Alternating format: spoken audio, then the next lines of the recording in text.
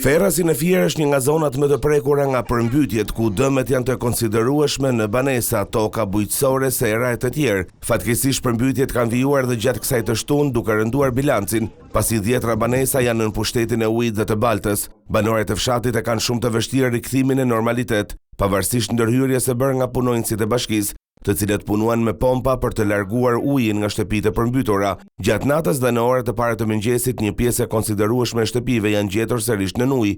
Dëmet e shkaktuara janë të konsiderueshme, ndërkohë banorët shprehen të pashpresë përballë kësaj situate. Jetojnë katin e parë, aty më janë prishur të gjitha. Ku të vete, ku të mbyte? Një çik shpes që kisha, ja të kja.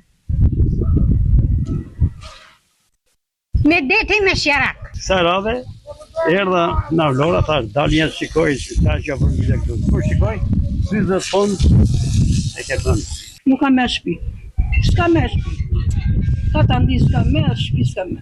Ju janë dëmtuar të gjitha... Ja, të ke. Ka faj vetëm kanali, u bende po të besh këte me ne. Se u bende me tam po të besh këte. Pavarësisht argjinaturave të cilët janë dëmtuar rënd, banorët thonë se asnjë përmirësim nuk kanë sjellë pasi thuajse çdo vit ata përballen me të njëjtën situatë. Lumi i parë që vjen, sikur dhe 50 fontit lartësia, neve mbytim të pak. Përse? Agitaturën këtu nuk e kuptoj pse e bën. Ndoshta e bën për të bllokuar fshatin nga që mos njohet.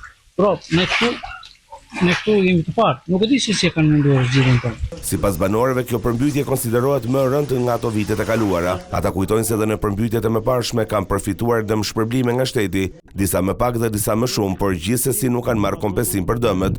Komisionet përkatëse sipas tyre kanë dalë në terren për të verifikuar dëmet dhe për të bërë vlerësimet paraprake. Megjithatë, banorët shprehen se aktualisht ndodhen në pritje, pa një informacion të qartë se sa do të jetë masa e dëmshpërblimi që do të përfitojë çdo familje. Ata kërkojnë ndërhyrje më të shpejtë dhe mbështetje konkrete nga shteti, pasi situata mbetet e rëndë dhe jetesa e përditshme në këto kushte është bërë thuajse e pamundur.